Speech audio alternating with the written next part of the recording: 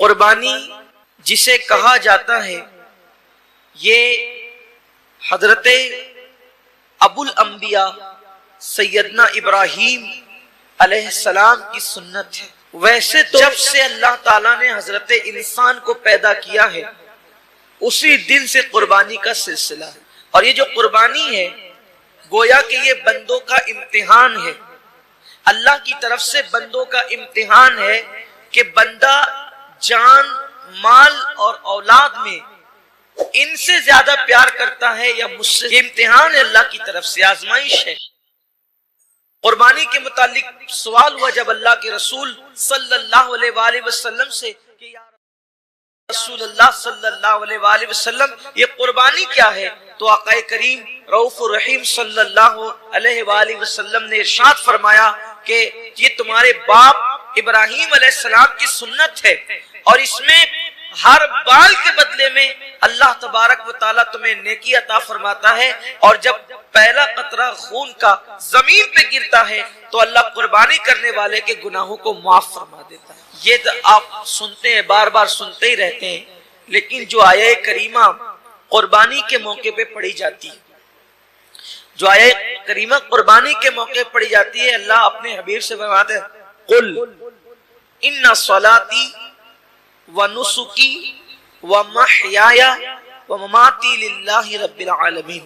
اے محبوب آپ فرما دیں کہ میری نماز، میری قربانیاں، حتیٰ کہ میرا جینا اور میرا مرنا سب اللہ کی۔ اصل بات یہ آتی ہے قربانی اللہ کے لیے ہونا چاہیے، قربانی بلکہ قربانی ہی نہیں، ہر کام اللہ کے لیے ہونا چاہیے۔ کل تک شادیوں میں دکھاوا تھا، کل تک ظاہری اعمال میں دکھاوا تھا، اور اب لوگوں کے یہاں عبادت میں بھی دکھاوا پیدا ہو، اور خاص طور پر قربانی کے موقع پر یہ چیزیں زیادہ دیکھنے میں آتی ہے کہ لوگ دکھاوا زیادہ کرتے ہیں، اور لوگ اس پر گفتگو کرتے ہیں اس کا جانور اتنے میں آیا۔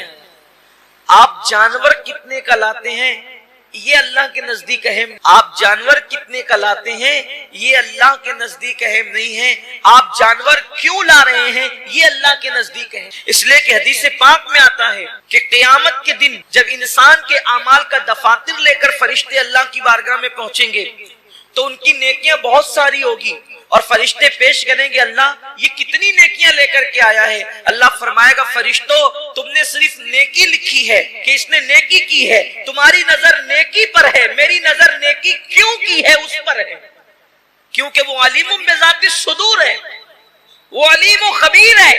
اللہ فرماتے ہیں کہ اس نے کیا کیوں ہے، اس پر میری نظر ہے۔ اے میرے فرشتوں اس نے نیکی تو کی ہے مگر میرے لیے نہیں کی ہے، اس لیے اسے گھسیٹتے ہوئے جہنم کے اندر لے۔ انسان کتنا لگا رہا ہے یہ قیمتی نہیں ہے، کیوں لگا رہا ہے؟ للہ رب العالمین، اللہ کے لیے ہونا۔ ایک مقام پر قرآن کہتا ہے کہ اللہ کے بارگاہ میں تمہارا خون اور گوشت نہیں پہنچتا قربان۔ سورہ حج میں اللہ کا ارشاد ہے کہ تمہارا گوشت اور خون اللہ تک نہیں پہنچتا، اللہ تک تو تمہاری دلوں کی نیتیں پہنچتی ہیں، تمہارے دلوں کا تقوی پہنچتا ہے۔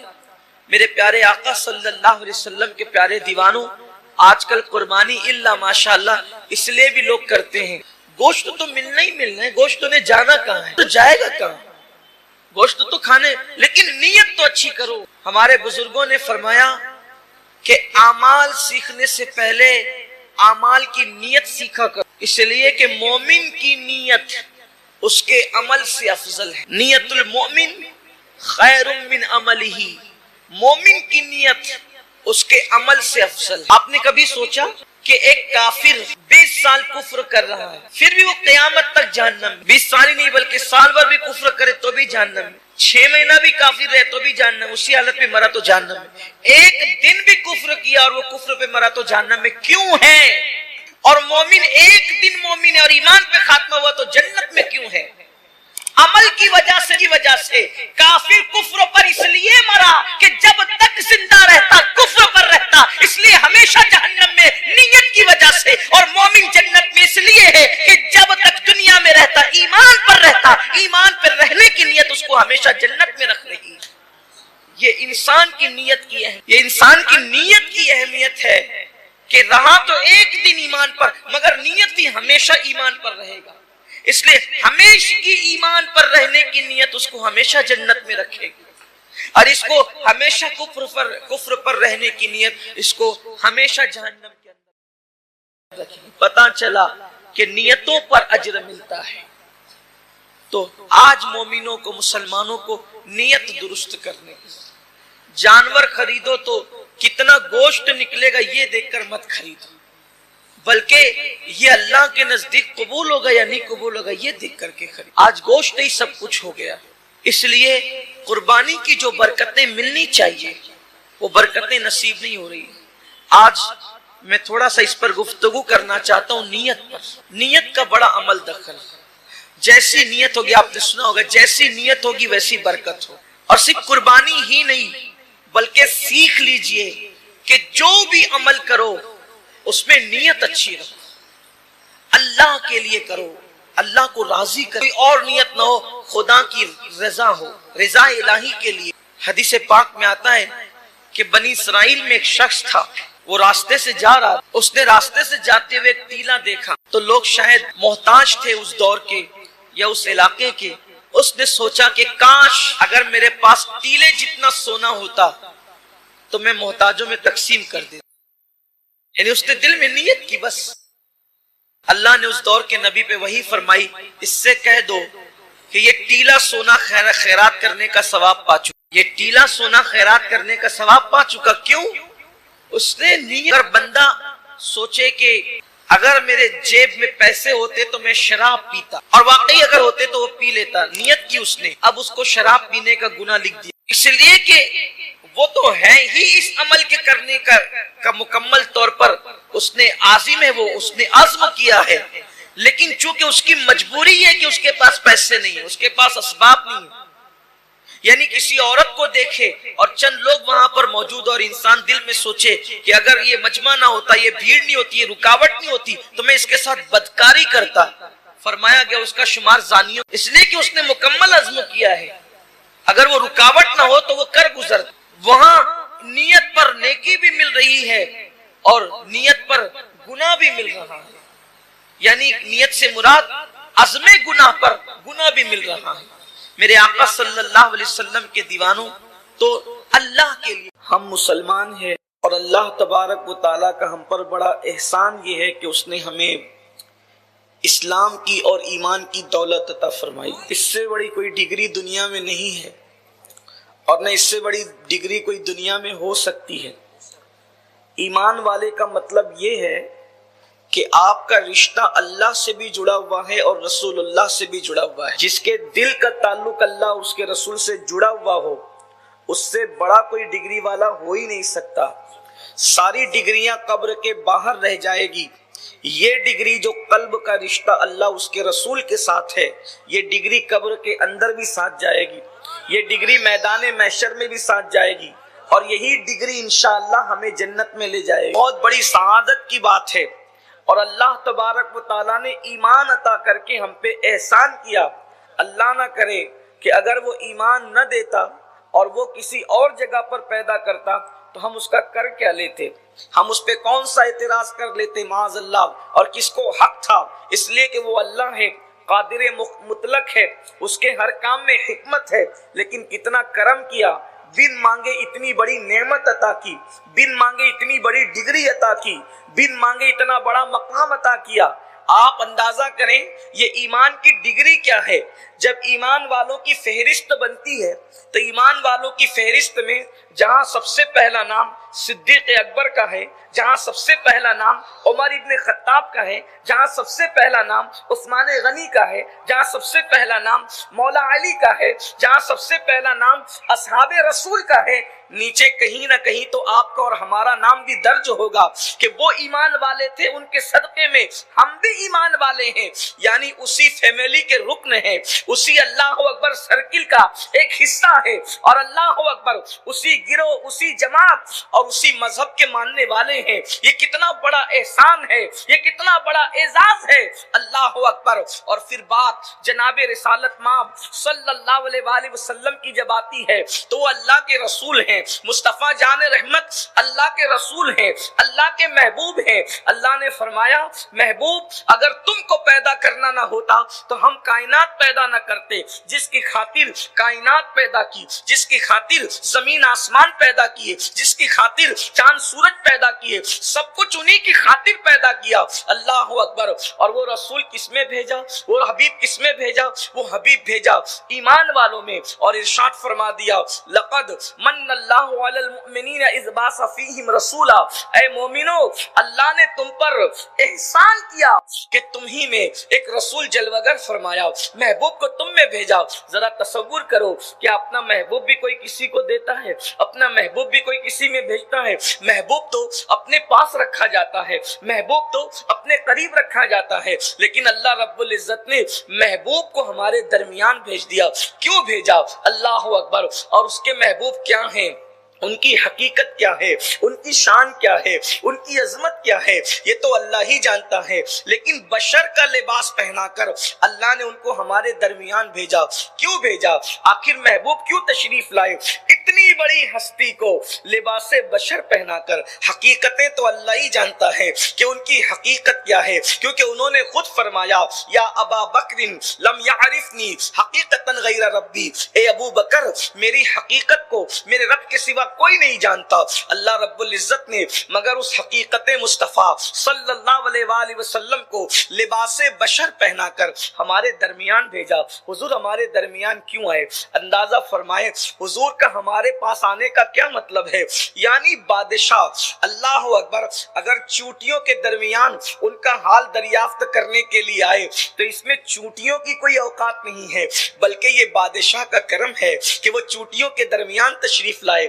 ایک بادشاہ کے سامنے چونٹیوں کی جو حیثیت رہتی ہے اتنی حیثیت بھی تو حضور علیہ السلام کے سامنے ہماری نہیں ہے۔ ہماری اوقات کیا ہے؟ وہ جو نالین پہنتے تھے ان کے نالین میں جو ذرے لگتے تھے وہ ذرے ان کی نالین سے لگ کے جھڑ جائیں تو ہم اس کے بھی برابر نہیں ہو سکتے، ہماری حیثیت اس کے برابر بھی ہونے کی نہیں ہے، مگر وہ ہمارے درمیان آئے۔ آنے کا مقصد کیا تھا؟ آنے کا مقصد یہی تھا، بہت سارے مقاصد میں سے سب سے بڑا مقصد یہ تھا تاکہ اے انسانوں میں لباس بشر پہن کر آیا ہوں، اور لباس بشر پہن کر آیا تو میں بازار جاؤں گا تو تمہیں بازار میں جانے کا سلیقہ سکھاؤں گا، میں تمہارے درمیان بیٹھوں گا تو تمہیں بیٹھ کر کے بیٹھنے کا سلیقہ سکھاؤں گا، میں تمہارے درمیان سوؤں گا تو تمہیں سونے کا سلیقہ سکھاؤں گا، تمہارے درمیان شادی بیاہ کی جائے گی تو آقا ہمیں شادی بیاہ کا طریقہ سکھائیں گے۔ یعنی اللہ کے رسول صلی اللہ علیہ وآلہ وسلم ہمیں انداز زندگی سکھانے آئے تھے، اسی لیے انہوں نے پانی بھی پیا۔ ورنہ اگر آپ دیکھیں حقیقت یہ ہے اگر حضور علیہ السلام ساری زندگی بھی پانی نہ پیتے تو حضور علیہ السلام کو کوئی فرق نہیں پڑتا، اگر ساری زندگی بھی کھانا نہیں کھاتے تو حضور علیہ السلام کو کوئی فرق نہیں پڑتا، حضور علیہ السلام ساری زندگی بھی نہ سوتے تو حضور علیہ السلام کو کوئی فرق نہیں پڑتا۔ لوگ سوچتے ہیں یہ لوگ تو ایسی باتیں کرتے ہیں، چلیں ایسی باتیں نہیں کرتے۔ آپ سے پوچھتا ہوں سرکار صابر پاک نے 12 سال تک کے کچھ نہیں کھایا، آپ مجھے بتائیں فرق کیا پڑا؟ ارے جب ان کے بیٹوں کے بیٹوں کے بیٹوں کا بیٹا ایسا ہے کہ وہ 12 سال تک کے بغیر کھائے زندہ رہ سکتے ہیں تو مصطفیٰ جان رحمت کی شان کا عالم کیا ہو، حضور علیہ السلام کے مقام کا عالم کیا ہوگا؟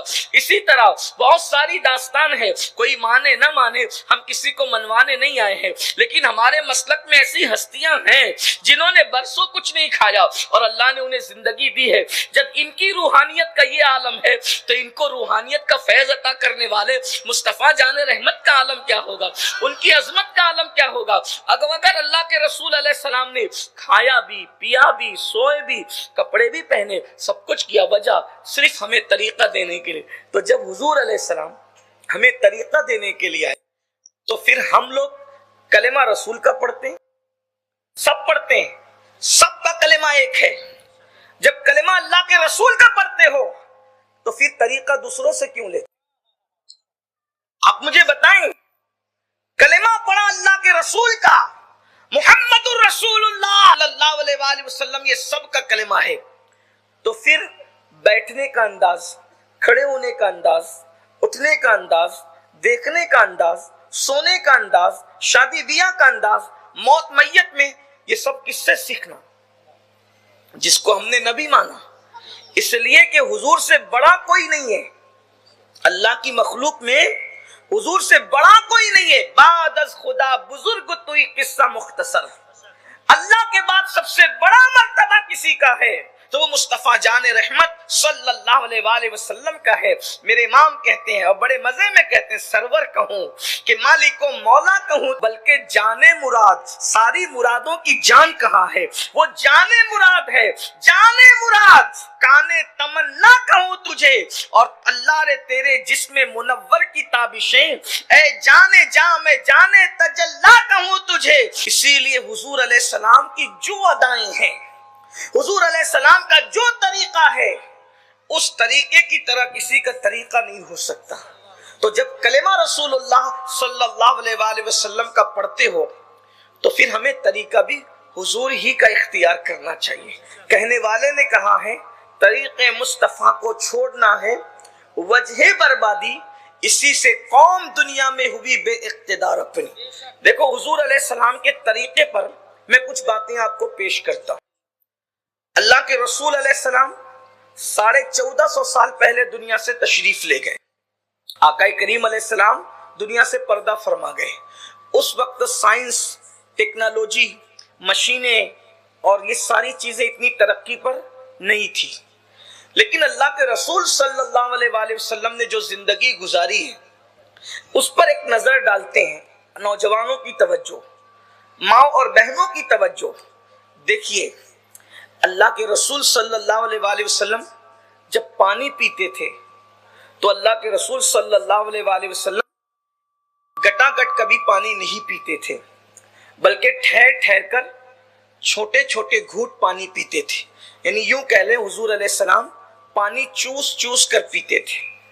اب حضور علیہ السلام نے پانی پیا، بیٹھ کر کے پانی پیتے تھے، بسم اللہ پڑھ کے پیتے تھے، اور پانی پینے سے پہلے پانی کو دیکھ لیا کرتے تھے۔ بن دیکھے اللہ کے رسول نے کبھی پانی کو دیکھ کے پیا، بسم اللہ پڑھ کے پیا، گھونٹ گھونٹ پیا، اور پانی پینے کے بعد الحمدللہ کر بیٹھ کر کے پیا۔ اب آپ دیکھیں کبھی تصور میں نہیں آیا، کسی مذہب کے اندر یہ طریقہ پانی پینے کا نہیں ملے گا آپ کو۔ آج بڑے بڑے سائنسداں کہہ رہے ہیں کہ پانی دیکھ کر کیوں پینا چاہیے، اس لیے کہ برتن میں کیڑا بھی ہو سکتا ہے، گھان بھی ہو سکتی ہے، اور پتہ نہیں کیا کیا جو کچھ بھی ہو سکتا ہے، دیکھ کر پیو۔ حضور آج لوگ دیکھ کر پینے کی بات کر رہے ہیں، جب دیکھ کر پینے کی کوئی بات کرنے والا نہ تھا تو حضور علیہ السلام نے پانی کو دیکھ کر پیا۔ آج بڑی بڑی بیماریوں کا دور ہے، وزن کی زیادتی ہے، یہ ہے وہ ہے وہ ہے، بہت کچھ ہے، لیکن آج ڈاکٹر کہتے ہیں اگر کوئی پانی کو چوس چوس کر پیے گا تو وہ شخص بیماری میں مبتلا نہیں ہوگا، بیماریوں سے محفوظ رہے گا۔ لوگ یہ تحقیق بتا رہے ہیں۔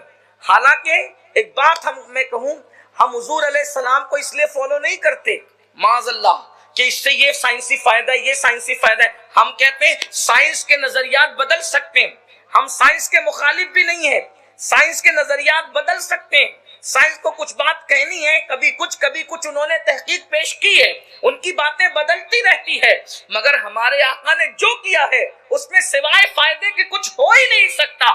لوگوں کو سمجھ میں آئے تب بھی، نہ سمجھ میں آئے تب بھی، اللہ اکبر۔ اسی طرح سے دیکھو اللہ کے رسول صلی اللہ علیہ وآلہ وسلم نے پوری زندگی کبھی پیٹ بھر کر کے کھانا نہیں کھایا، کبھی پیٹ بھر کر کے حضور نے کھانا نہیں کھایا۔ کیوں نہیں کھایا؟ ہمیں بتایا طریقہ ہمارے مذہب نے کہ پیٹ کے 3 حصے کیے جائیں، ایک حصے میں بس کھانا ہو، ایک حصے میں پانی ہو، اور ایک حصہ خالی رہے۔ یہ ہمیں طریقہ بتایا۔ آپ سب سے زیادہ ڈاکٹرز اگر آپ کو ملیں گے مسلمانوں کے محلے میں ملیں گے، سب سے زیادہ بیماریاں ملے گی مسلمانوں کے محلے میں ملے گی۔ وجہ کیوں؟ اس لیے کہ ہم نے اللہ کے رسول کو فالو نہیں کیا، حضور علیہ السلام کو ہم نے اپنے لیے آئیڈیل نہیں بنایا۔ دیکھو حضور نے آج سے 1450 سال پہلے یہ کیا، اور کرنے کے بعد آج ڈاکٹرز کیا کہہ رہے ہیں کہ اگر کوئی اللہ کے رسول صلی اللہ علیہ وآلہ وسلم کے اس طریقے پر عمل کرے گا تو وہ بیماریوں سے محفوظ رہے گا۔ کیوں؟